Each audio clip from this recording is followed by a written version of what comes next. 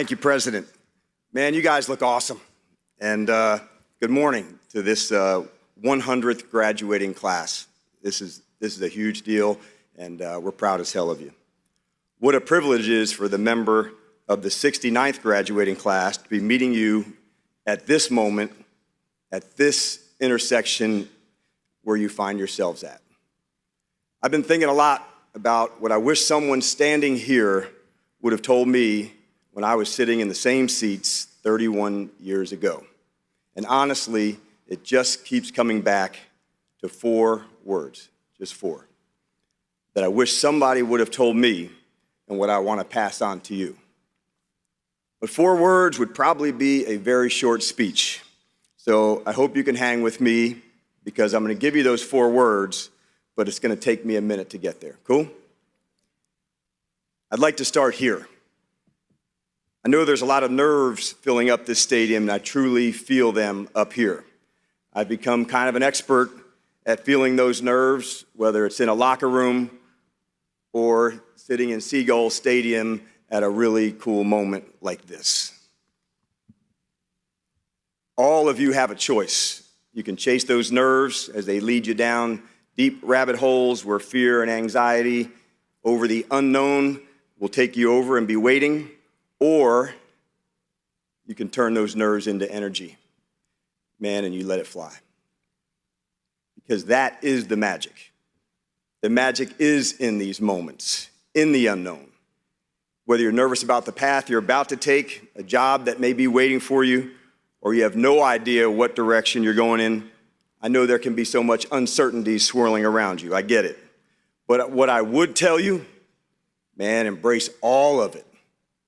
I want to be really clear about this. Man, the entire world is open to you. My wish and my hope for every single one of you is to not let the world change you. You go and change the world. As big as that sounds, it's not. Everyone asking you the same question over and over. I get it. What do you want to do? Man, I hate that question. I'm asking you, man, who do you want to be? I can't wait to hear that answer.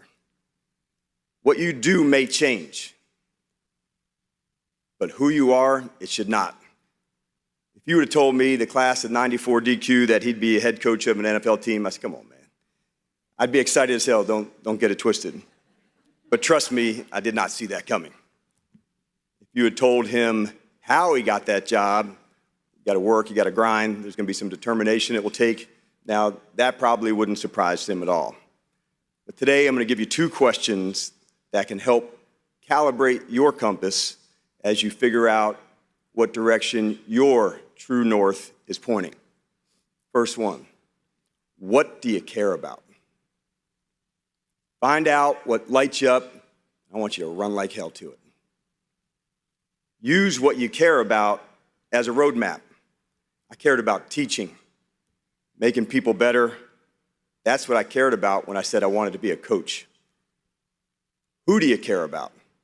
Man, this one is so easy for me.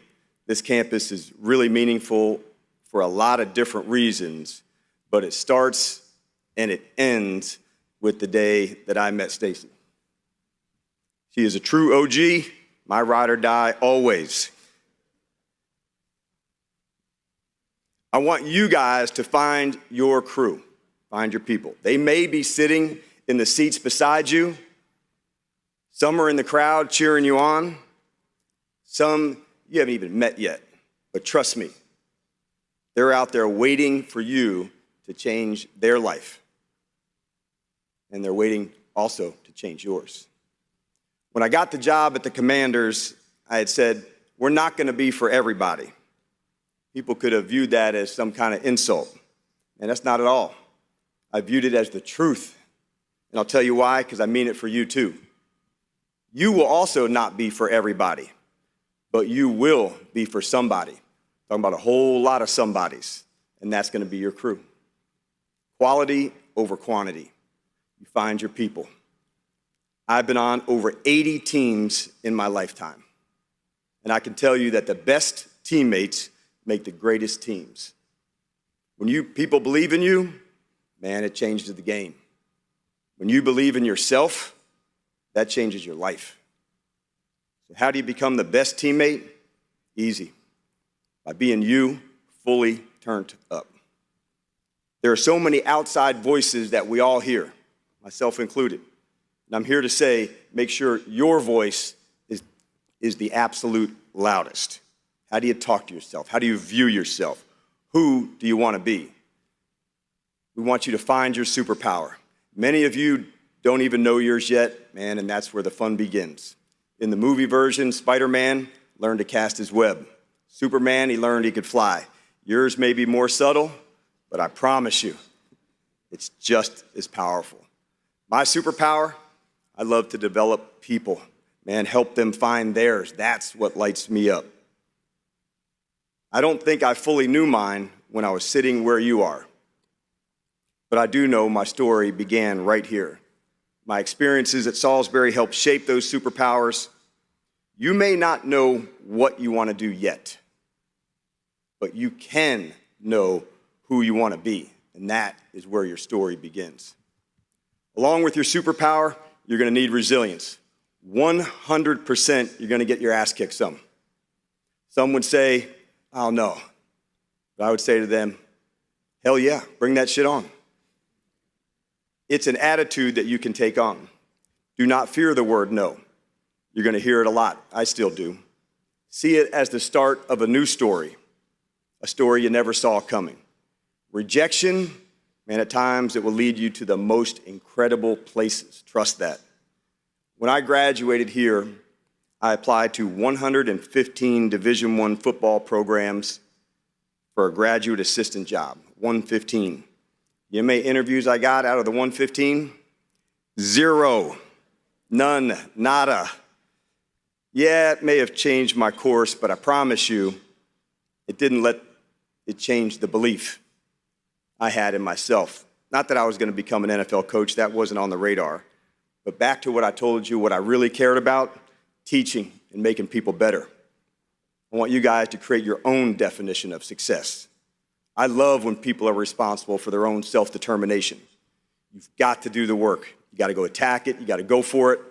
There's nothing that I love more than doing really hard shit with good people. We say hard work like it can be a negative. That couldn't be further from the truth. Man, do that hard work. And I want you to embrace failure. I mean it, like really go after it. Don't run from it. Run right to it, because that's where the real lessons really live. I'd love to sit here and talk to you about winning a Super Bowl, but if I'm being honest, if I wanted to truly tell you what drives me and why I am the way that I am, I'd have to start by telling you about the pain of losing one. I wear it like a scar. But I also know my growth comes from that scar. Where I teach from comes from there. And I've got to embrace all of it. The loss of a game or the loss of an opportunity or a relationship or the loss of belief, that is where the gold is.